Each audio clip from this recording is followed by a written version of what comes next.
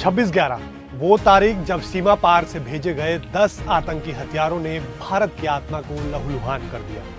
26/11 जब देश की आर्थिक राजधानी मुंबई पर खौफनाक हमला किया गया और 60 घंटों तक आतंकवादी छत्रपति शिवाजी टर्मिनस, ताज होटल, लियोपोल्ड कैफे और नरीमन हाउस जैसी तमाम जगहों पर बेखौफ हो बेकसूरों का खून बहाते रहे। ऐसे में सारा देश केंद्र में बैठे सत्तासीनों से आतंक के खिलाफ ठोस कार्रवाई की उम्मीद लगाए बैठा था, लेकिन उन्होंने कुछ नहीं किया। लेकिन वहीं 2014 के बाद सीमा पार आतंक के खिलाफ देश उठ खड़ा हुआ, जब प्रधानमंत्री नरेंद्र मोदी के साथ एकजुट हो देश ने ललकारते हुए कहा कि बस बहुत हुआ, अब और नहीं सहेंगे। इसीलिए सीमा पार से जब उरी पर हमला किया गया तो हमने एलओसी पार कर आतंक के खिलाफ की सर्जिकल स्ट्राइक। जब पुलवामा में खून बहाया गया तो हमने बालाकोट एयर स्ट्राइक से आतंक के हौसले पस्त कर दिए, और जब पहलगाम में निर्दोषों का कत्लेआम किया गया तो हमने ऑपरेशन सिंदूर से दुश्मन के घर में घुसकर आतंक की कमर ही तोड़ दी। आतंक के आकाओं को नए भारत की खुली ललकार है।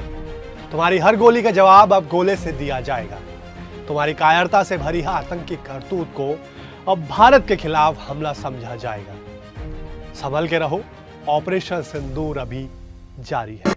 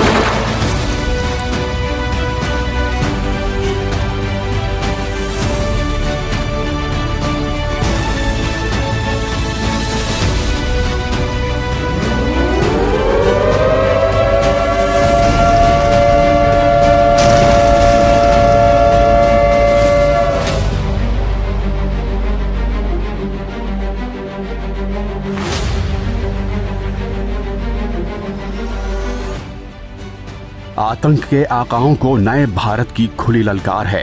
तुम्हारी हर गोली का जवाब अब गोले से दिया जाएगा। तुम्हारी कायरता से भरी हर आतंकी करतूत को अब भारत के खिलाफ हमला समझा जाएगा।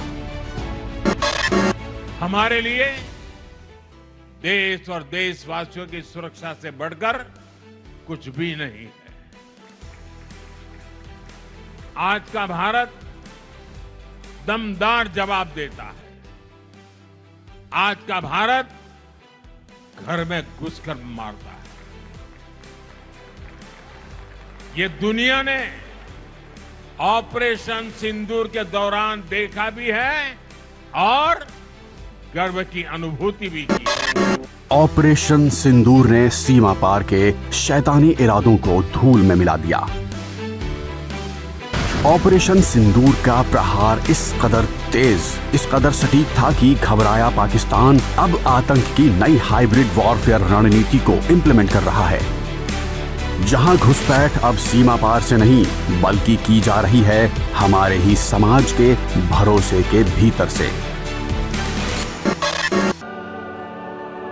दिल्ली में हुई भयावह घटना ने सभी के मन को व्यथित कर दिया है। मैं पीड़ित परिवारों का दुख समझता हूं। आज पूरा देश उनके साथ खड़ा है। भारत अब शहरों के भीतर छिपे खतरनाक टेरर मॉड्यूल्स का मुकाबला कर रहा है। फरीदाबाद में 2900 किलो विस्फोटकों के पकड़े जाने और अहमदाबाद से जहरीली गैस रेसिन बनाने की खौफनाक आतंकी कोशिशों के सामने आने से अब साफ है कि भारत का सबसे खतरनाक दुश्मन अब बॉर्डर के उस पार से घुसपैठ करके अटैक नहीं कर रहा, बल्कि वो हमारे ही बीच घुल मिल कर जी रहा है। Crypto funding, stable coins, online micro money transfer और डिजिटल रिसर्च ग्रांट के बहाने से टेरर फंडिंग अब खतरा शांत, अदृश्य और हमारी रोजमर्रा की जिंदगी में घुला हुआ है। आतंक के आका अब अपने तौर तरीके बदल रहे हैं। इसलिए भारत भी अब दुनिया को साथ लेकर बॉर्डर के उस पार से फैलाए जा रहे आतंक को हर मोर्चे पर परास्त करने के लिए पूरी तरह से तैयार है। हाल ही में भारत की इन कोशिशों को सबसे बड़ी सफलता तब मिली जब दक्षिण अफ्रीका में आयोजित G20 समिट के घोषणा पत्र में सभी 21 सदस्यों ने एक स्वर से आतंकवाद के खिलाफ भारत के रुख का खुला समर्थन किया। आतंकवाद पर भारत के जीरो टॉलरेंस की नीति का समर्थन करते हुए G20 साउथ अफ्रीका समिट के लीडर्स ने घोषणा पत्र में ऐलान किया है कि G20 सभी तरह के आतंकवाद की कड़ी निंदा करते हैं। इसमें कोई भी अपवाद नहीं हो सकता। G20 घोषणा पत्र के पैरा 6 में आतंकवाद के विरुद्ध सख्त रुख अपनाते हुए कड़ी निंदा की गई है। साथ ही अवैध पैसों के प्रवाह के खिलाफ कड़ी कार्रवाई के साथ ब्लैक मनी और टेरर फंडिंग के खिलाफ भारत के रुख का खुला समर्थन करते हुए इसे भी घोषणा पत्र में शामिल किया गया है।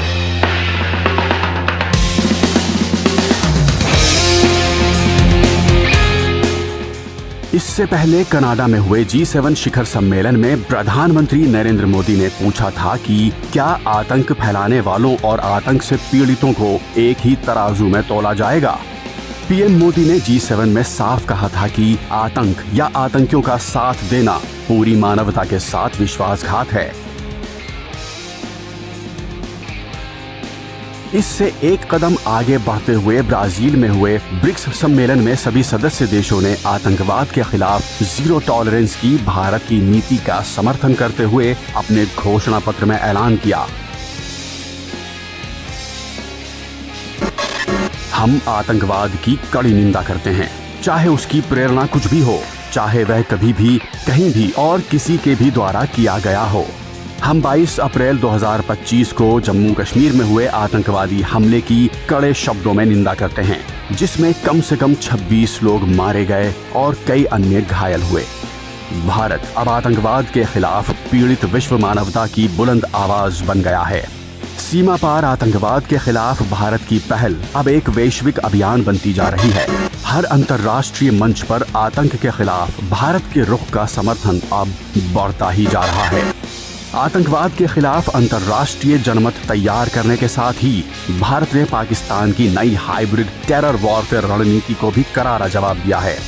हाइब्रिड थ्रेट्स के खिलाफ हाइब्रिड समाधान, AI based predictive model, real time data fusion, financial intelligence और डिजिटल सर्विलांस के साथ भारत दुश्मन के दांत खट्टे करने के लिए पूरी तरह से तैयार है। यही वजह है कि अब हमला शुरू होने से पहले ही आतंकवादी धर दबोचे जा रहे हैं। आतंक के मंसूबे धराशायी हो रहे हैं, लेकिन असली जंग वो ना मशीनों में है ना मिसाइलों में, वो हमारे ही समाज के भीतर है। ऑपरेशन सिंदूर ने बॉर्डर सुरक्षित किया, लेकिन अब भारत को माइंडस्केप यानी सोच और समाज की सुरक्षा करनी होगी, क्योंकि नया दुश्मन नदी या पहाड़ के रास्ते बॉर्डर पर घुसपैठ नहीं कर रहा, बल्कि वो सदियों से कायम अपनी आपसी विश्वास की लक्ष्मण रेखा लांघ रहा है।